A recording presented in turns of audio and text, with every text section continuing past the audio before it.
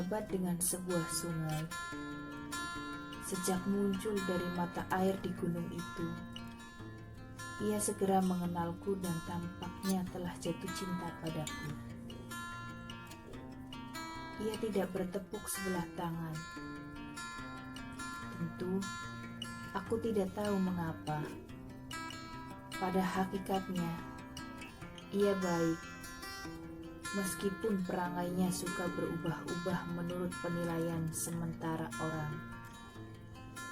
Ia menjalani hidup yang sukar.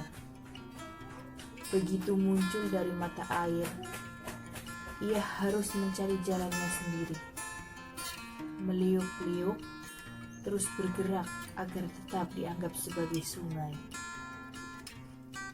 Kami selalu bercakap-cakap tentang segala sesuatu yang ditempuhnya. Katakanlah, kesukaran hidupnya.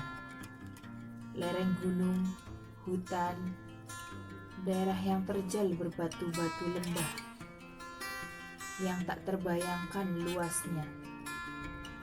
Malah di beberapa tempat ia harus terjun beberapa ratus meter tingginya. Dan orang merayakannya. Di musim hujan, air yang tercurah dari langit sering tidak bisa ditampungnya.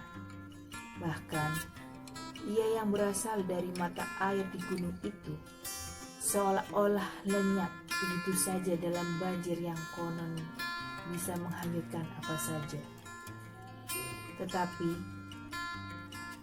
ia tidak pernah mengeluh dan oleh karenanya aku bahkan semakin mencintainya. Di dalam perjalanan hidup yang sukar itu, aku senantiasa menemaninya.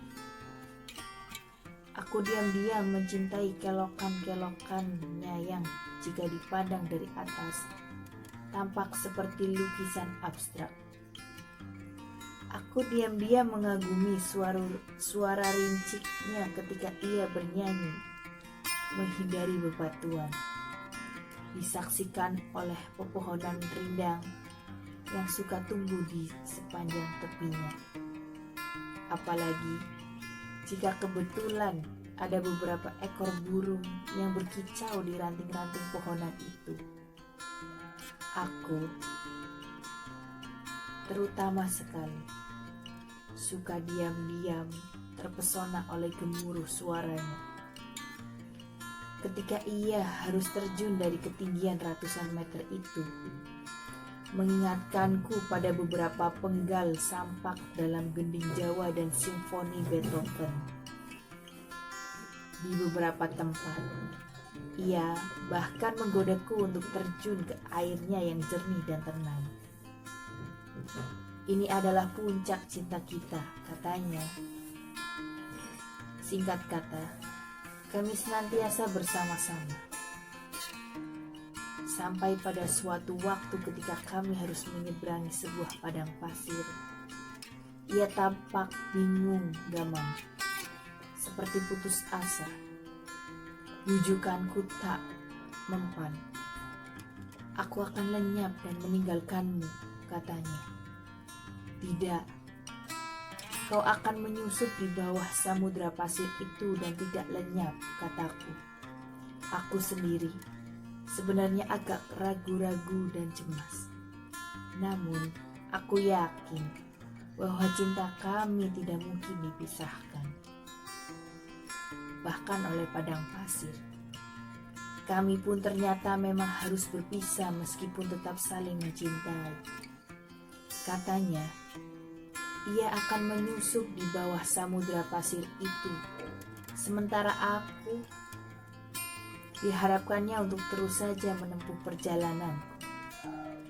Dalam perjalananku, di bawah matahari yang terik, yang selama ini telah menjadi saksi cinta kami.